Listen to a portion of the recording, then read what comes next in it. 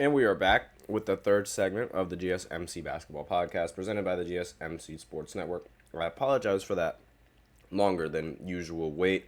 Just needed to get a drink because the sun is still beaming on my head. And in this third segment, we are going to talk about two different coaches, and they both have ties with the Lakers. So the first that we're going to knock right out of the park is Darvin Ham.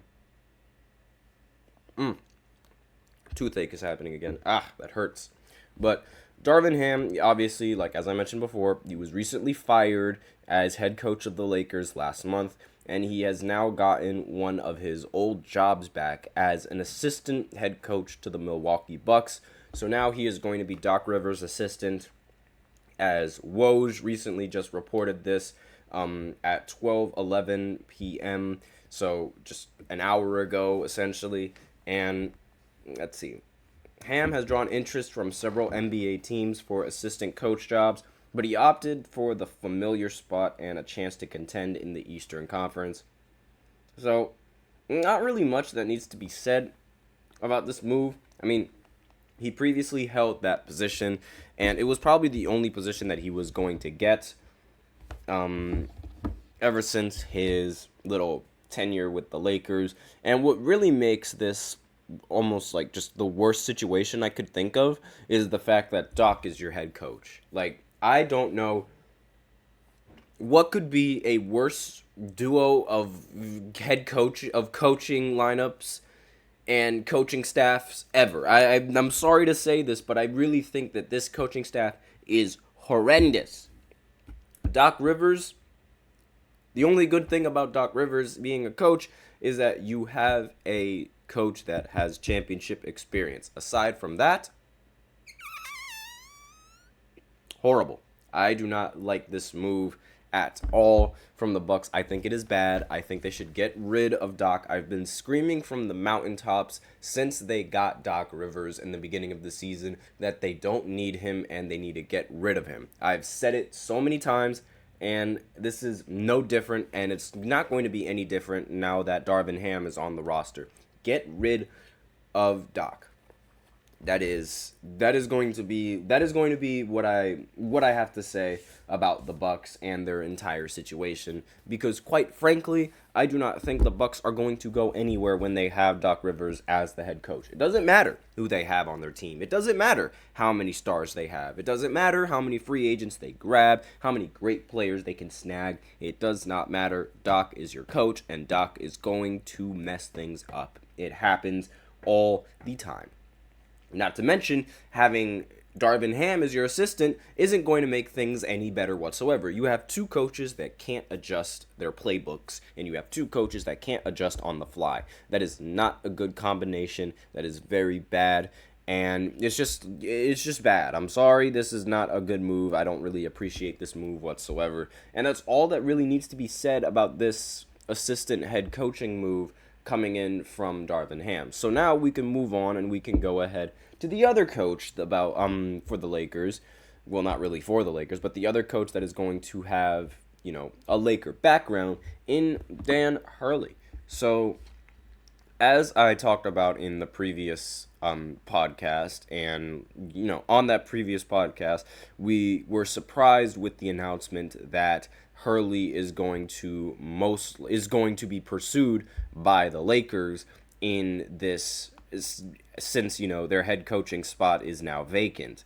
And everyone was sort of taken aback by this head coaching decision, because everybody sort of thought that JJ Redick was going to be the main target and he was going to be the main head coach for this team, for this contending team. But that ended up not being the case, and what surprised really everyone was the fact that the Lakers are going to pursue, Dan Hurley, and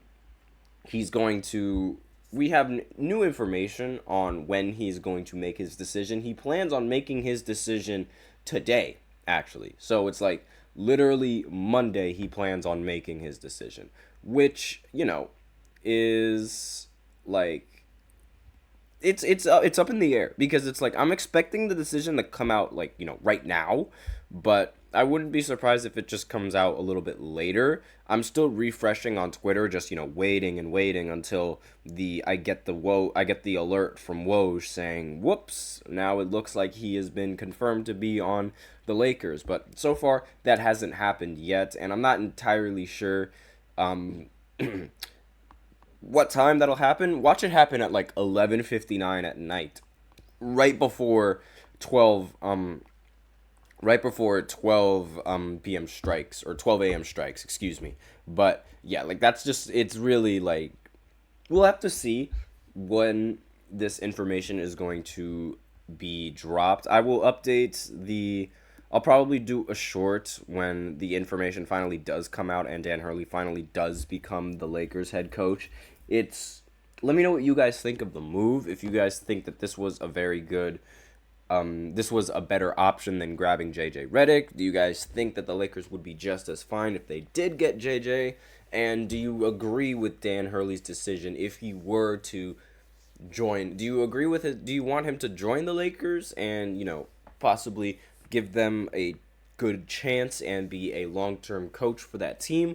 Or would you rather see him make history in the NCAA and win another title with the UConn Huskies? Because that is really the main conflict right here. The main conflict is, what will Dan Hurley do with his coaching? Like, how does he want to be remembered? Does he want to be remembered as the only coach that three-peated?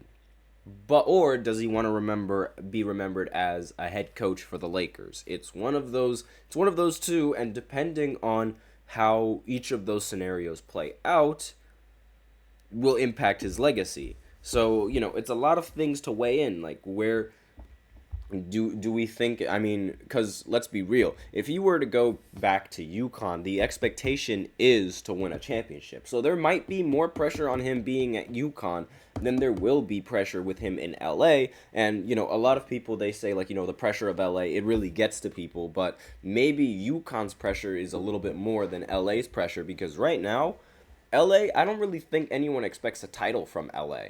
And I also do not think that anyone really expects much from LeBron in any sense now in the NBA. And with UConn, everybody is expecting championship. Like, everybody is going to be expecting, another Final Four appearance or another deep playoff run and championship, which is what he's done back-to-back years. And, since he's done it back-to-back, it's expected that he's going to do it back-to-back-to-back. And, be cemented as the only head coach, and to do that. And, that's a lot of pressure. Might be a little bit more pressure than being the head coach for the Lakers. So we'll have to see if, he's willing to do that, whether it be for 1 year, whether it be for 2 years. It all depends. But that's basically all for the third segment. So now we will go ahead and go into the fourth segment, where we talk about Shaq and his finals runs, because he had something interesting to say about, him in the finals. So I'm going to talk a little bit about that right after the short break. Be sure to stay tuned.